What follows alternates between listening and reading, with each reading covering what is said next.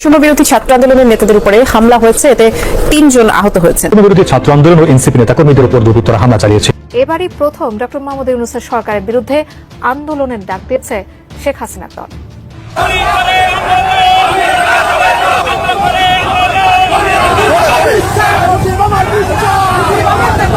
ঝিনাইদহে লাঠিসোঁটা হাতে নিষিদ্ধ সংগঠন ছাত্রলীগ ও আওয়ামী লীগের স্মরণকালের বিশাল বিক্ষোভ মিছিল। শেখ হাসিনার নিয়ন্ত্রণে বাংলাদেশ, জুলাই বিপ্লব চুরি হয়ে গেছে। মানে আওয়ামী লীগ যেই কাজটা চাচ্ছে বা শেখ হাসিনা যেটা চাচ্ছে, কপালের লেখনটা যেন ওটাই হয়ে যাচ্ছে।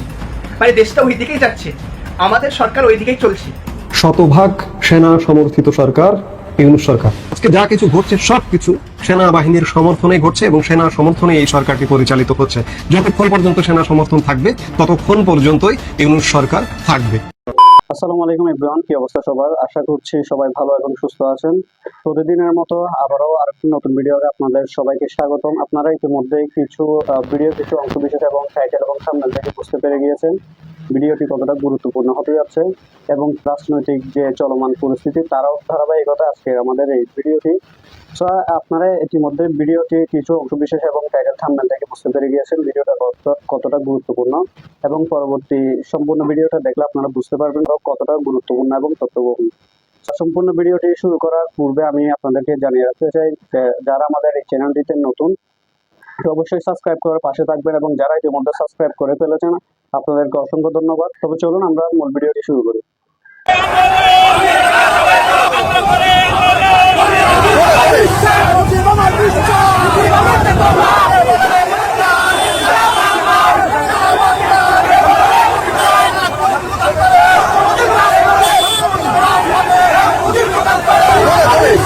ডক্টর ইউনূসকে বলো আঙ্গুর বাসাক আর আঙ্গুর ইন্ডিয়া দিয়ে লাগ, আমরা আঙ্গুর মার লগে তাই। মুজিব আমার চেতনা, মুজিব আমার বিশ্বাস। কে বলে রে মুজিব নাই? মুজিব সারা বাংলায়। হামলা করে আন্দোলন বন্ধ রাখা যাবে না। ইউনূস তুই রাজাকার, এই মুহূর্তে বাংলা চার। ও ভাই রে ভাই, এবার এমন স্লোগানে ঝিনাইদহে লাঠিসোঁটা হাতে নিষিদ্ধ সংগঠন ছাত্রলীগ ও আওয়ামী লীগের স্মরণকালের বিশাল বিক্ষোভ মিছিল।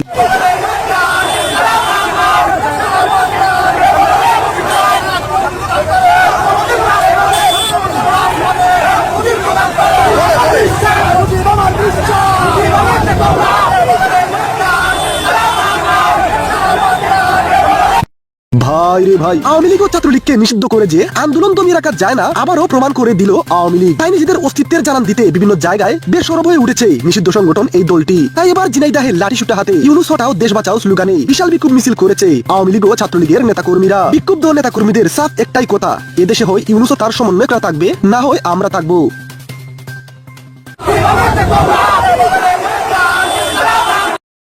শেখ হাসিনার নিয়ন্ত্রণে বাংলাদেশ, জুলাই বিপ্লব চুরি হয়ে গেছে। শেখ হাসিনার নিয়ন্ত্রণে বাংলাদেশ, অনেকে এই বিষয়টার সাথে একমত পোষণ করবে না। তবে আজকে হ্যাঁ, উল্লেখযোগ্য ঘটনার মাধ্যমে আপনাদের কাছে এই বিষয়টা পরিষ্কার করে দিতে চাই যে এখনও শেখ হাসিনার নিয়ন্ত্রণে বাংলাদেশ চলছে। এখন এই বিষয়টা হয়তো তুলে ধরলে সবার কাছে ভালো লাগবে না, কিন্তু বাস্তবিক প্রেক্ষাপটে এটাই সত্য। কিভাবে শেখ হাসিনার নিয়ন্ত্রণে বাংলাদেশ চলছে আপনাদেরকে একটু ধারণা দিই। সেটা হচ্ছে, অর্থাৎ সংক্ষিপ্ত একটা প্রশ্ন, বাংলাদেশ কি আগের চাইতে আইন কাঠামোর দিক থেকে বলেন, প্রশাসনের দিক থেকে বলেন, কোনো দিক থেকে কি উন্নত হয়েছে কিনা? এই প্রশ্নটা আপনার কাছে অবশ্যই কমেন্টে এটার উত্তর আপনারা জানিয়ে দেবেন। আজকে একটা ঘটনা ঘটেছে, সেটা হচ্ছে মন্দির ভাঙ্গাকে কেন্দ্র করে আবারও হিন্দুরা রাজপথে নেমেছেন। মানে এই সরকারের একেবারে বেহাল দশা হয়ে গেছে। এর আগে একটা রিপোর্টে বলা হলো যে এই সরকারের আমলে প্রায় 2 শতাধিক আন্দোলন হয়ে গেছে, মানে তারও অধিক। তো যাই হোক, আন্দোলনের সরকার হচ্ছে অন্তর্বর্তী সরকার, যেই যা পাচ্ছে ওই দাবি নিয়ে রাজপথে নামছে। এখন আপনাদেরকে বেশ কিছুদিন আগে আমি বলেছিলাম যে আগামীতে যে ইলেকশন হবে ওই ইলেকশনে জনগণ ভোট দিতে যাবে না। মানে সরকার যে আশা নিয়ে নির্বাচন করবে, সরকারের তরফ থেকে বলা হচ্ছে প্রায় 80+% মানুষের উপস্থিতি থাকবে, মানে ইতিহাসের সেরা ভোট করবেন ডক্টর ইউনূস। কিন্তু আসলে কি সেই লক্ষণটা আছে কিনা? আজকে এক হিন্দু নেতা বলছে যে হিন্দু সম্প্রদায় ভোট দিতে যাবে না। তারপরে এটাও বললেন যে হিন্দুদের মধ্য থেকে কোনো উপদেষ্টা নেয়নি। আমার জানা নেই যে আপনাদের যদি জানা থাকে যে হিন্দু কোনো উপদেষ্টা আছে কিনা। সম্ভবত আমার খেয়াল নেই, সম্ভবত নেই এরকম একটা অবস্থা যে হিন্দুদের মধ্য থেকে কোনো উপদেষ্টা নেওয়া হয়নি। তারপর হিন্দুরা অনেক ছলে কৌশলে নানানভাবে বোঝানোর চেষ্টা করছে যে তারা আগামীতে ভোট দিতে যাবে না। এবং তারা এটাও বলছে যে তারা বাংলাদেশে নিরাপদ নেই, অনিরাপদ। এই ট্রাম্প কার্ডকে সামনে রেখে তারা রাজনীতি করতে চাচ্ছে। তারপর তারা ভোট দিতে যাবে না এবং তাদের কোনো প্রার্থী হবে না, অনেক অভিযোগ রয়েছে। এই ঘটনাগুলো তো এমনি এমনি ঘটে না, অবশ্যই কোনো না কোনো একটা কৌশল এখানে আছে। তারপরে দ্বিতীয় যে ঘটনা আপনাদেরকে বলতে চাই সেটা হচ্ছে অন্তর্বর্তী সরকার হিন্দু সম্প্রদায়ের মন জয় করতে পারেনি। এখন এই হিন্দু সম্প্রদায় শেখ হাসিনার প্রতি আস্থাশীল, মানে শেখ হাসিনাকে এখনো লিডারশিপ মনে করে হিন্দু সম্প্রদায়। তার মানে হিন্দু যদি 10% থাকে, এই 10% হিন্দু যদি ভোট দিতে না যায় তাহলে বুঝতে পারছেন কেমন প্রভাব পড়বে। মানে আওয়ামী লীগের 40% মানুষ ভোট দিতে যাবে না, এটাই স্পষ্ট কথা। আবার 10% হিন্দু ভোট দিতে যাবে না, মানে 50% ওখানেই গেল। তারপরে জাতীয় পার্টিরা ভোট দিতে যাবে না, 14 দলের কর্মীরা ভোট দিতে যাবে না।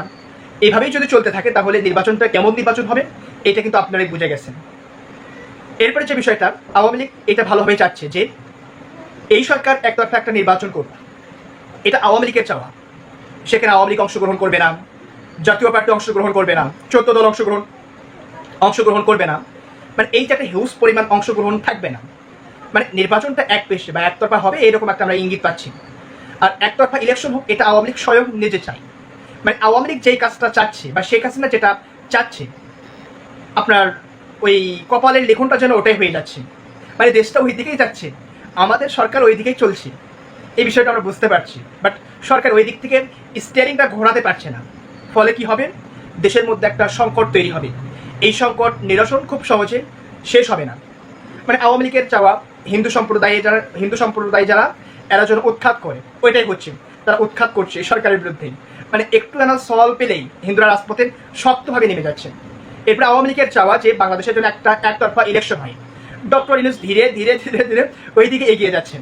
এখানে কিন্তু বিএনপির দোষ দিলে হবে না, জামাতের দোষ দিলে হবে না। মানে আওয়ামী লীগ যেটা যাচ্ছে সরকার ওই দিকেই ধীরে ধীরে করে যাচ্ছে। মানে এটা একটা আপনার ভবিষ্যতের যে লিখন, মানে পাল্লাটার জন্য আওয়ামী লীগের দিকেই ঘুরে যাচ্ছে, আমরা সহজ কথা এটা বলি। তারপরে যে বিষয়টা, ছাত্র সমন্বয়কদের থেকে সরকার অনেকটাই ব্যাকফুটে চলে গেছে। শেখ হাসিনা বা আওয়ামী লীগ এটাই চাইতো যে এই সরকারের সাথে আপনার ছাত্র সমন্বয়ক, এনসিপি বা জুলাই নেতা যারা রয়েছে এদের একটা গন্ডগোল বাজুক, হট্টগোল বাজুক। মানে আওয়ামী লীগের প্রত্যেকটা আশা, এই প্রত্যেকটা চাওয়াই কিন্তু পূর্ণ হয়ে যাচ্ছে। কেন, এই যে 5ই আগস্টকে কেন্দ্র করে সরকার ঘোষণা করলো যে এটা গণ অভ্যুত্থান দিবস, কিন্তু শিক্ষার্থীরা মানলেন না যে এটা গণ অভ্যুত্থান দিবস না, এটা দ্বিতীয় স্বাধীনতা। আবার এটা যদি দ্বিতীয় স্বাধীনতা হতো তাহলে প্রথম বিএনপি বিদ্রোহ করে বসতো যে এটা কখনো দ্বিতীয় স্বাধীনতা হতে পারে না। সিপিবি, তারপরে আর অন্যান্য রাজনৈতিক দল যারা রয়েছে তারা এটার বিদ্রোহ করে বসতো যে এটা কখনো দ্বিতীয় স্বাধীনতা হতে পারে না। এরপর 8ই আগস্টকে কেন্দ্র করে সেটাকে বলা হলো নতুন বাংলাদেশ দিবস। এই সরকার নতুন কি কাজ করেছে, নতুন কি উন্নয়ন করেছে, তাই এটার নাম নতুন বাংলাদেশ দিবস দিল। অর্থাৎ শেখ হাসিনার রাজনীতিকেই অনুসরণ করে যাচ্ছে, ওই রাজনীতি ভুলতে পারছে না। দীর্ঘ 17 বছর শেখ হাসিনা যেভাবে মাস্টার হয়ে, শিক্ষক হয়ে যেভাবে দেশের মানুষকে ট্রেনিং দিয়ে গেছে, ওই কাঠামো থেকে জনগণ বের হতে পারছে না। তার জন্য সরকার একে একে 3টা দিবস চালু করেছে। এর আগে আমরা দেখেছি যে শেখ মুজিবুরের নামে যে দিবসগুলো রয়েছিল সেগুলো বাতিল করেছিল, শেখ রাসেলের নামে দিবস বাতিল করেছেন, অনেকগুলো দিবস বাতিল করে এখন নতুন করে 3টা দিবস যুক্ত করেছেন। 16ই আগস্ট শহীদ আবু সাইদ দিবস করেছেন, তারপরে 5ই আগস্ট গণ অভ্যুত্থান দিবস, 8ই আগস্ট যেই দিন ডক্টর ইউনূস শপথ গ্রহণ করেছে ওই দিনকে ঘোষণা করা হলো এটা নতুন বাংলাদেশ দিবস। ছাত্ররা মানতে চাচ্ছেন না, তারা মনে করছে যে 8 তারিখেই বাংলাদেশ ধ্বংস হয়ে গেছে, এই 8 তারিখেই বাংলাদেশ শেখ হাসিনার আন্ডারে চলে গেছে, এরকম মনে করছে। অনেকেই বলছে যে 8ই আগস্ট পরাজয় দিবস, শিক্ষার্থী সমন্বয়কদের সাথে একটা দ্বন্দ্ব চলছে যেটা আওয়ামী লীগ চাইতো। সুতরাং ওই কাজগুলি কিন্তু হচ্ছে। আরেকটা বিষয়, এই সরকার সংস্কারের নামে যে বুলি ছড়াতো, গল্প করতো, বাট সংস্কারটা কিন্তু হচ্ছে না, এটা কিন্তু সত্যি কথা ভাই। সংস্কারের কাছে অনেকেই বাধা, আওয়ামী লীগ বাধা, বিএনপি বাধা, অনেকেই বাধা। যাই হোক, এখন এত বাধা নিয়ে কি সংস্কার করা যায় কিনা? প্রথমত যায় না। অন্তর্বর্তী সরকার নিজেই নার্ভাস যে তিনি কি সংস্কার করবেন। তার তো জুলাই সনদ দেওয়ার কথা, তিনি দিয়েছেন, দেননি। আওয়ামী লীগ চায় না যে জুলাই সনদ দেই। তারপরে এই আওয়ামী লীগের নেতাকর্মীদের যে বিচার করার কথা ছিল, সরকার কি করতে পারছে? পারে নাই, মানে বিচার করতে পারবেন না। এরপরে কি করবেন, যে আওয়ামী লীগকে নিষিদ্ধ প্রসঙ্গে সরকার বেকায়দায় পড়ে গেছে, চেকার ভিতরে পড়ে গেছে, মানে সব দিক থেকে একেবারে কোণঠাসা হয়ে গেছে। কেমন বেকায়দায় পড়ে গেছে, এই যে আপনার যখনই তিনি বিদেশ সফর করেন, বিশেষ করে পশ্চিমা দেশগুলোতে যখন যান তিনি, তখন তার মুখের উপর একটা প্রশ্ন তুলে দেওয়া হয় যে তিনি কি আওয়ামী লীগকে নিষিদ্ধ করেছেন কিনা, আওয়ামী লীগ নির্বাচনে আসবেন কিনা, এইরকম একটা প্রশ্ন অন্তর্বর্তী সরকারের কাছে কিন্তু করা হয়। এরপর আমরা দেখেছি জাতিসংঘ তারাও কিন্তু প্রতিবাদ করেছেন যে আওয়ামী লীগকে নিষিদ্ধ প্রসঙ্গে আওয়ামী লীগকে নিষিদ্ধ করা যাবে না, মানে রাজনৈতিক দল নিষিদ্ধ হয় না কখনো, এরকমই একটা বিস্তর কিন্তু তারা বলেছে। তারপর পশ্চিমাদের একটা তোষামত মানে রসামালি কিন্তু সরকার পড়ে গেছে, এখান থেকে বের হতে পারছে না। যখনই তাকে প্রশ্নটা করা হয় তিনি হজ বরল নার্ভাস উত্তরটা কিন্তু সেখানে দেন। তাকে যখন বলা হয় যে আওয়ামী লীগ নির্বাচনে অংশগ্রহণ করতে পারবে কিনা, তখন তিনি ইসির দোষ দেন, অমুক তমুক এটা করবে, মানে অনেক কিছুই তিনি দোষগুলো দেন। মানে বাস্তবিক প্রেক্ষাপটে তিনি আওয়ামী লীগকে নিষিদ্ধ করতে চাইতেন না, এটি সবচেয়ে বড় কথা। ডক্টর ইউনূস নিজেই আওয়ামী লীগের হয়ে কাজ করতে চাইতেন, এটার পসিবিলিটি আছে, যদিও তিনি আওয়ামী লীগকে নিষিদ্ধ করেছে, কিন্তু সম্ভবত আছে এই সরকার আওয়ামী লীগকে নিষিদ্ধ করতে চাইতেন না। এক ধরনের এনসিপির চাপে, তারপরে ইসলামপন্থী দলগুলোর চাপে বাধ্য হয়েছে আওয়ামী লীগকে নিষিদ্ধ করতে। যাই হোক, ওখানে অন্তর্বর্তী সরকার অনেকটাই হেরে যাওয়ার মতো অবস্থা হয়ে গেছে। যেই দিন আওয়ামী লীগ নিষিদ্ধ হয়ে গেছে ওই দিন এই সরকারের 12টা বেজে গেছে, মানে সরকারের অর্ধেক পতন সেই দিন হয়ে গেছে। এরপর জাতীয় পার্টি প্রসঙ্গে, জাতীয় পার্টিকে নিষিদ্ধ করেনি কিন্তু তাকে আবার রাজনীতি করতে দিচ্ছে না। মানে এই যে অবস্থা একটা তৈরি হয়ে গেছে, এই অবস্থা থেকে সরকার বের হতে পারছে না। এখন জাতীয় পার্টি রাজনীতি করতে পারছে না, অথচ নিষিদ্ধ হয়নি, এটা নিয়েও কিন্তু কম প্রশ্ন হয়নি। সুশীল সমাজ, বুদ্ধিজীবী সবাই প্রশ্ন তুলেছেন, জাতীয় পার্টিকে আপনি নিষিদ্ধ করবেন না অথচ রাজনীতি করতে দিবেন না, এটা তো হতে পারে না, হয় নিষিদ্ধ করুন না হলে রাজনীতি করতে দিন, এটা সাফ কথা। তারপরে কি হচ্ছে, দেশের ভিতর মব ভায়োলেন্স হচ্ছে। যদিও সরকার এই মবকে নিয়ে তীব্র প্রতিবাদ জানানোর চেষ্টা করেছে, কিন্তু কাজের কাজ হয়নি, মবকে থামাতে পারেনি সরকার। এখন মবকে থামাতে না পেরে বিশ্ব মাধ্যমেও কিন্তু এই বিষয়গুলো ছড়িয়ে যাচ্ছে যে এই সরকার শান্তির বার্তা পৌঁছে দিতে গিয়ে অশান্তির আগুন দাবানলের মতো দাউ দাউ করে জ্বলে দিচ্ছে। তো এইটাই হচ্ছে বাংলাদেশের রাজনৈতিক পরিস্থিতি। সুতরাং কোনো কিছুই নিয়ন্ত্রণে রাখতে পারছে না, এটা হচ্ছে বড় কথা। তবে এর পিছনে আরেকটা ছোট্ট কথা হচ্ছে যে এটা শুধু কি ডক্টর ইউনূসের দোষ না, এই প্রেক্ষাপটে যদি অন্য কেউ সরকার হতো তারাও এই কাজটা করতে পারতেন না। তারা অগ্রগতি অনেকেই আমরা বলার চেষ্টা করছি যে সরকার ব্যর্থ হচ্ছে, আরে ভাই সরকার ব্যর্থ হচ্ছে না, বাট তাদেরকে ব্যর্থ করা হচ্ছে, একটা চাল কিন্তু দেওয়া হচ্ছে। মানে এখনো শেখ হাসিনার নিয়ন্ত্রণে সব কিছু আছে, এই ঘটনাগুলো দেখে আমরা এটাই মনে করছি।